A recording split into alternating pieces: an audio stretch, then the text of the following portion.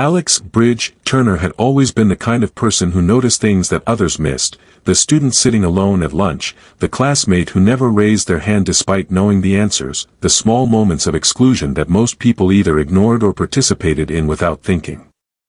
So when the first-century student in Terran Unity Academy's history hesitated at the doorway of advanced interspecies relations, clutching her books like armor against an uncertain reception, Alex immediately understood the dynamics playing out in the bright classroom. Settling in, everyone, Professor Martinez called from the front of the room, apparently oblivious to the tension that had suddenly filled the space. We have a lot to cover this semester, and I want to make sure we get off to a strong start. The alien woman, Alex had read her name was Zara Vellani in the enrollment announcements, stood frozen in the doorway, her soft gray skin almost luminous under the classroom's natural lighting. Her long wavy purple hair caught the morning sun streaming through the tall windows, and her posture suggested someone steeling themselves for a challenge they weren't sure they could face. Alex watched as Zara's golden eyes swept across the classroom, searching for an empty seat. The wooden desks were arranged in long rows, most filled with chattering students who were either catching up on gossip from the break or making last-minute comparisons of assignment notes.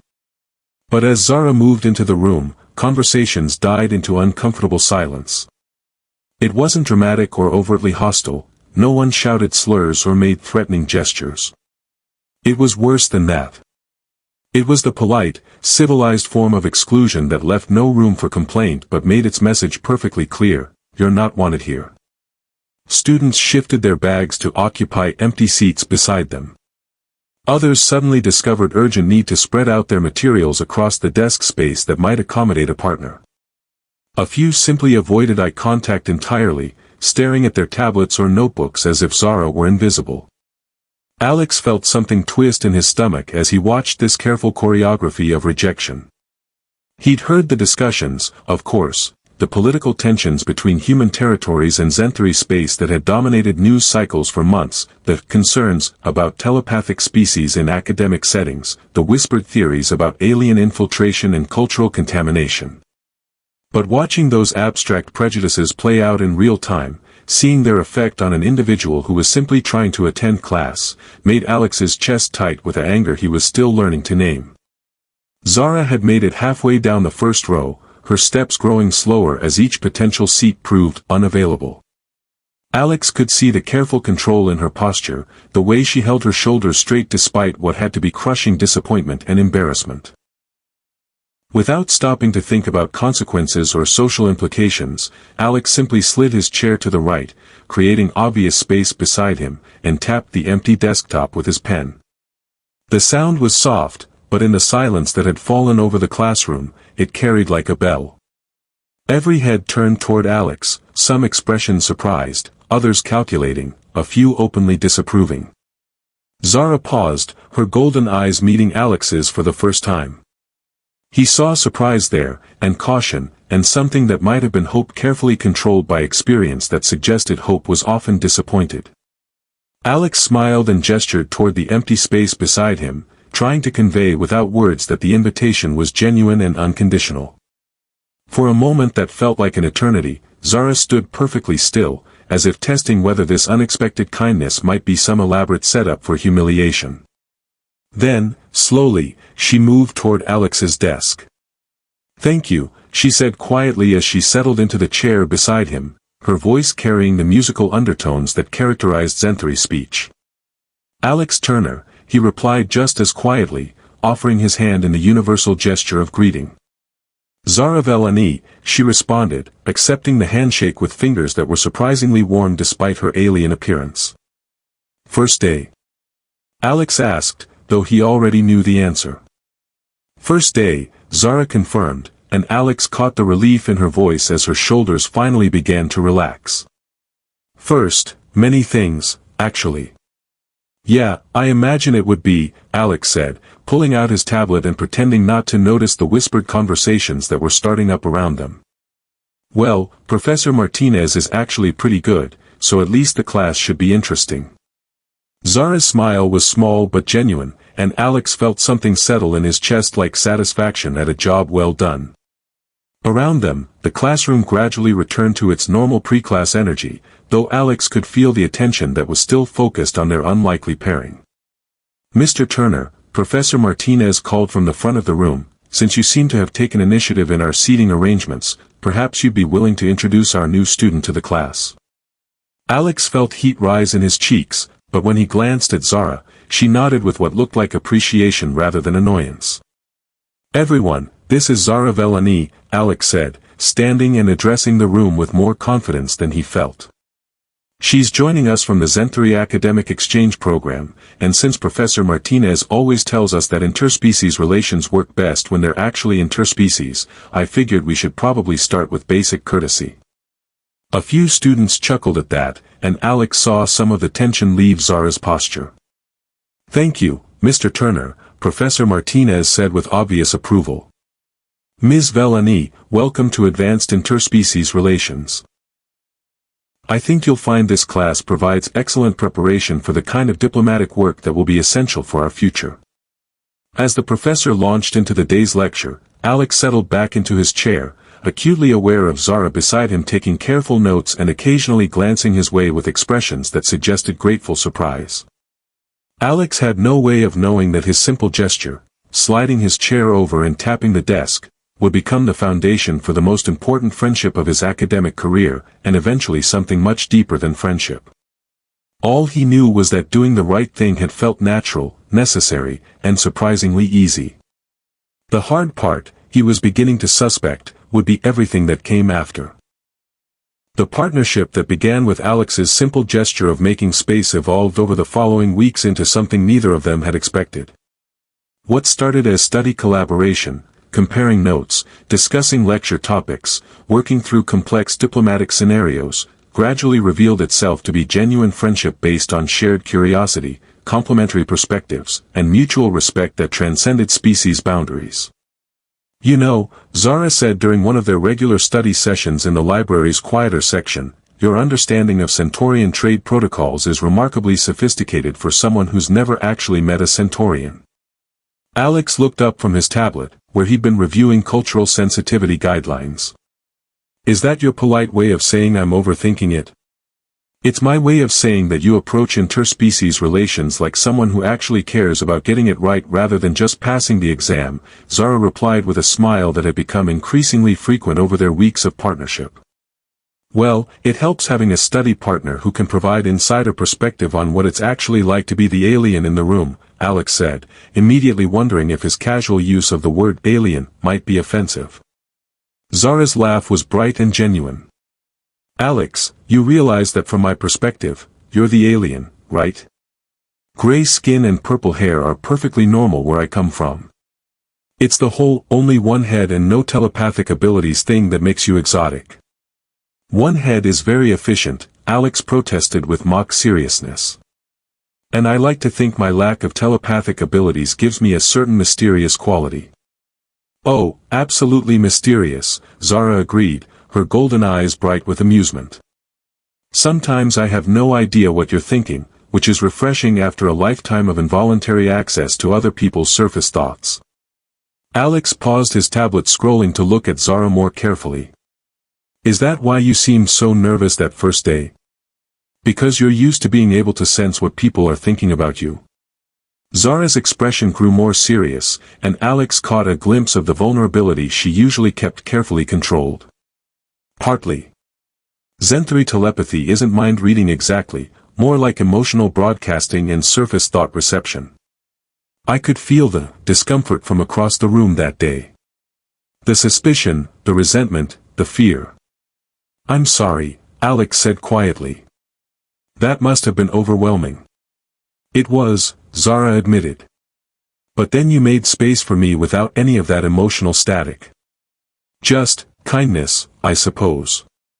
Clean and simple and genuine. It was the first time since arriving on Earth that I felt like someone saw me as a person rather than a political symbol or a security concern." Alex felt something warm settle in his chest at her words, but before he could respond, their conversation was interrupted by voices from the main library area that carried more clearly than the speakers probably intended. "Turner's gone completely native," someone was saying. "Spends all his time with that Zen girl, probably thinks he's going to be some kind of interspecies relations hero. It's weird, right? Another voice replied. Like, I get being polite, but he's actually friends with her. What's next? Are we supposed to pretend they're just like us? Alex felt his jaw clench, but before he could stand up to confront the speakers, Zara's hand touched his arm. Don't, she said softly. It will only make things more difficult for both of us. They don't get to talk about you like that, Alex said, though he remained seated at her request. They get to think whatever they want, Zara replied with resignation that suggested long experience with such attitudes. And unfortunately, they get to say whatever they want as long as they're not saying it directly to me. Alex studied Zara's face, noting the careful control that kept her expression neutral despite what had to be hurt feelings. Does it bother you? The things people say? Of course it bothers me, Zara said honestly. But Alex, I knew what I was signing up for when I applied for the exchange program. I'm not here to make everyone comfortable with my presence. I'm here to learn, to build bridges, and to prove that cooperation between our species is possible. And to make at least one genuine human friend. Zara's smile was radiant despite the circumstances. That was an unexpected bonus. Though I should probably warn you that continuing to associate with me might complicate your social life here. Alex looked around the library, noting several students who quickly averted their gazes when they realized he was watching them. You know what? I think my social life could use some complicating. Alex. Zara, I'm not being your friend because I'm trying to prove some political point or because I want to seem enlightened about interspecies relations, Alex said with quiet conviction.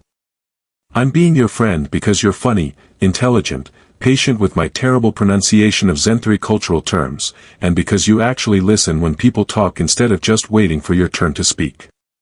Those are all very practical reasons for friendship, Zara observed. Plus, Alex added with a grin, you're the only person I know who can explain quantum consciousness theory in ways that actually make sense, and you laugh at my jokes even when they're not very good. Zara's laugh was bright enough to draw annoyed looks from students who preferred their library time to be strictly silent. Your jokes are terrible, Alex. That's what makes them funny. See? Perfect friendship material. As they returned to their studying, Alex found himself thinking about the conversations he'd been having with family and friends back home, the careful questions about his alien friend, and the suggestions that he might want to be cautious about getting too involved in interspecies politics. But looking at Zara, watching her work through complex diplomatic scenarios with insight that came from lived experience rather than textbook theory, Alex realized that the friendship they'd built was the most meaningful relationship he'd formed since starting at the academy. Alex? Zara said without looking up from her tablet. Yeah. Thank you. For that first day, and for continuing to choose kindness even when it's not convenient. Alex felt something shift in his understanding of their friendship, moving from casual alliance towards something deeper and more significant. Zara, he said seriously, choosing kindness toward you has been the easiest choice I've made since getting here. Everything else about this place is complicated, but being your friend is the simplest thing in the world. Zara's smile was soft and genuine, and Alex thought he saw something in her golden eyes that suggested their friendship might be evolving into something neither of them had expected but both were beginning to hope for. In that case, Zara said with renewed energy, want to tackle the Regelian cultural sensitivity protocols? Because I have some thoughts about their approach to personal space that might interest you. Lead the way, Alex said, settling back into his chair with the comfortable satisfaction of someone who had found exactly where he belonged. Outside the library windows, the campus continued its daily rhythms, but inside their quiet corner, Alex and Zara continued building something that would prove more durable than political tensions and more powerful than prejudice, understanding that began with simple kindness and grew into something that could change the world. The incident occurred on a Thursday afternoon in late October, when autumn light slanted through the academy's tall windows and the semester had settled into comfortable routines that made everyone feel like the social dynamics were established and unlikely to change. Alex was waiting for Zara outside the comparative government building when he heard voices that made his blood run cold. Come on, Zen, someone was saying with false friendliness that carried clear undertones of threat. We just want to chat. Find out what it's really like having access to people's thoughts all the time. Alex rounded the corner to find Zara backed against the building's stone wall, her books clutched against her chest, facing 3 students from their international law class. Brad Kellerman, who'd made no secret of his opinion that alien students were taking spots from qualified humans, stood closest to Zara with his arms crossed and an expression that suggested he was enjoying her obvious discomfort. I don't access anyone's thoughts without permission, Zara said carefully, her voice steady despite the situation. Zenthary telepathy doesn't work that way. Right, Brad said with a laugh that held no humor. That's what you want us to believe. But how would we know if you were lying? How would we know if you've been reading our minds this whole time, reporting back to your government about human weaknesses? Because I'm a student, not a spy, Zara replied, though Alex could see the tension in her shoulders that suggested she was calculating whether she could get past them safely. Are you, though? Another student, Sarah Chen, asked with the kind of fake concern that was designed to sound reasonable to any adults who might overhear. I mean, it's pretty convenient that the first Zenthary exchange student just happened to enroll in advanced interspecies relations. Almost like someone planned it that way. Alex felt anger building in his chest as he realized what was happening. This wasn't casual prejudice or thoughtless exclusion, it was deliberate intimidation designed to make Zara feel unsafe and unwelcome. Hey, Alex called out, stepping into the confrontation with more confidence than he felt. Everything okay here? The 3 students turned toward him, and Alex saw Brad's expression shift to something that might have been disappointment mixed with calculation. Just having a friendly conversation with our alien classmate, Brad said with exaggerated innocence. Getting to know her better. You know how important cultural exchange is. Looks more like harassment to me, Alex said, moving to stand beside Zara. Which is probably against about 12 different academy policies. Nobody's harassing anyone, Turner, Sarah said with the tone of someone who'd practiced sounding reasonable while doing unreasonable things. We were just asking questions about Zenthary culture. Isn't that what she's here for? Alex looked at Zara, noting the careful control in her expression and the way she was holding herself perfectly still. Zara? Do you want to continue this conversation? No, Zara said quietly but clearly. I would like to leave now. Well, there's your answer, Alex said, offering Zara his arm. Cultural exchange concluded for the day. Careful, Turner, Brad said as Alex and Zara moved away from the wall. People are starting to talk about how much time you spend with your alien friend. Wondering if maybe you're getting a little too interested in interspecies cooperation, if you know what I mean. Alex felt something crystallize in his chest, not fear, but absolute clarity about what kind of person he wanted to be in this moment. You know what, Brad? Alex said, turning back to face the group. You're right. I am very interested in interspecies cooperation. I think it's the future of galactic civilization, and I think people who try to intimidate and harass exchange students are exactly the kind of narrow-minded bigots who are going to be left behind by history. Alex, Zara said softly, you don't have to. Yes, I do, Alex interrupted, though his tone toward her was gentle. Because this isn't about political correctness or diplomatic courtesy. This is about basic human decency, and anyone who can't manage that doesn't deserve to be studying interspecies relations. The confrontation might have escalated, but Professor Martinez appeared around the corner at precisely the right moment, took one look at the situation, and immediately shifted into the mode of authority that had made him one of the Academy's most respected faculty members. Is there a problem here? He asked in the tone of someone who was prepared to make any problem become much larger and more official if necessary. No problem, Professor, Brad said quickly. Just discussing class material. Excellent, Professor Martinez replied dryly. Then I'm sure you won't mind continuing that discussion in my office, where I can properly assess your understanding of the material. All 3 of you. Now. As Brad, Sarah, and their companion reluctantly followed Professor Martinez toward the building, Alex turned to check on Zara. Are you okay? Zara's smile was shaky but genuine. I am now. Thank you for standing up for me. You didn't have to do that. Of course I did, Alex said with quiet conviction. They were being awful to you, and that's not acceptable. But Alex, you realize that defending me publicly is going to make things more difficult for you here. People were already talking, and now. Alex considered this for a moment, thinking about the social dynamics he'd observed over the past months, the careful distance most students maintain from anything that might be considered controversial. Zara, he said finally, do you remember what you told me about why you applied for the exchange program? About wanting to build bridges and prove that cooperation was possible? Yes. Well, I think maybe that's a two-way street. Maybe humans need to prove we're worth cooperating with too. And maybe that starts with individuals choosing to do the right thing even when it's not convenient. Zara's expression grew warm with something that looked like affection mixed with gratitude. Alex Turner, you are either the most idealistic person I've ever met, or the bravest. Can't I be both?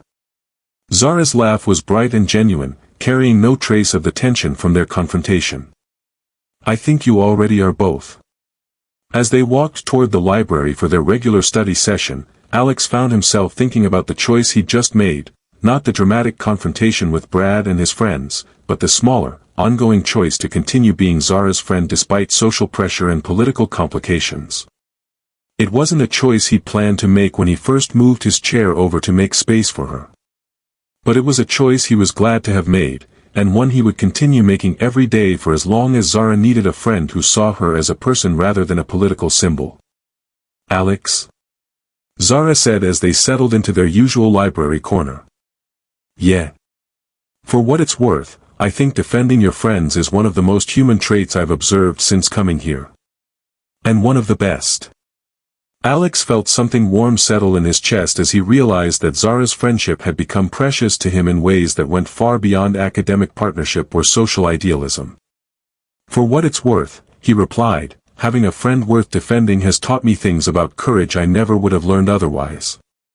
Zara's smile was radiant, and Alex thought that maybe building bridges between worlds was exactly as simple and as complicated as choosing kindness, one person at a time. Spring semester brought changes that no one could have predicted when Zara first hesitated at the classroom doorway 8 months earlier. The academy had implemented new diversity and inclusion initiatives, several more exchange students had enrolled from various species, and the social dynamics that had seemed so rigid during those first difficult weeks had evolved into something far more hopeful.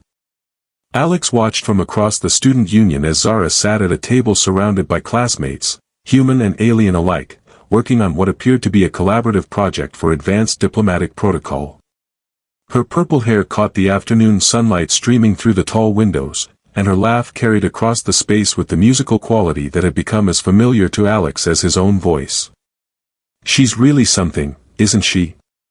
Alex turned to find Professor Martinez beside him, following his gaze toward Zara's animated conversation with their study group. She's incredible, Alex agreed without thinking, then immediately felt heat rise in his cheeks at how much his tone had revealed. Professor Martinez's smile was knowing but kind. Mr. Turner, I hope you understand that what you did that first day, making space for Ms. Vellani when no one else would, that was the beginning of everything good that's happened since. I just moved my chair over, Alex protested. It wasn't some grand gesture. Sometimes the most important gestures are the smallest ones, Professor Martinez observed. You chose inclusion when exclusion would have been easier. You chose courage when comfort would have been safer. And you've continued making those choices every day since. Alex considered this as he watched Zara explain something to a human student who was taking careful notes, her expression patient and encouraging in ways that had helped Alex himself understand complex concepts countless times. Professor, Alex said carefully, can I ask you something? Of course. That first day, when you asked me to introduce Zara to the class, did you plan that? Professor Martinez's smile was mischievous. Mr. Turner, as an educator, I've learned to recognize students who have the potential to be bridges between different groups. I also learned to create opportunities for that potential to be realized. So you knew I would make space for her. I hoped you would, Professor Martinez corrected. But the choice was entirely yours. And every choice you've made since then has been entirely yours as well. As if sensing his attention, Zara looked up from her study group and smiled directly at Alex, a smile that held warmth and affection and something deeper that made his heart race. Professor, Alex said quietly, I think I need to tell her something. I think she's been hoping you would, Professor Martinez replied with the tone of someone who'd been observing developing relationships for decades. Good luck, Mr. Turner. Alex made his way across the student union, noting how naturally the diverse group of students made room for him at their table, how the conversation flowed in multiple languages with automatic translation and patient explanation, how normal this integration had become. Alex. Zara said with genuine pleasure. Perfect timing. We're trying to work out the protocol requirements for a 3-species trade negotiation, and Maya thinks we should prioritize Centaurian customs while I think Regellian temporal considerations should take precedence. Definitely Regellian temporal considerations, Alex said, settling into the chair beside Zara that she'd kept open for him. I'm saying that what started as friendship has become something deeper for me, Alex said, reaching out to take her hand. I'm saying that you're not just my favorite study partner or my favorite alien friend, you're my favorite person, period. Even though I'm telepathic and purple-haired and from a completely different species. Especially, the simple act of moving over without a word had become the foundation for something that would influence interspecies relations for generations to come. And it had all started with one person choosing to see another person's need and responding with simple, wordless generosity. Some revolutions, Alex had learned, began with nothing more dramatic than making room.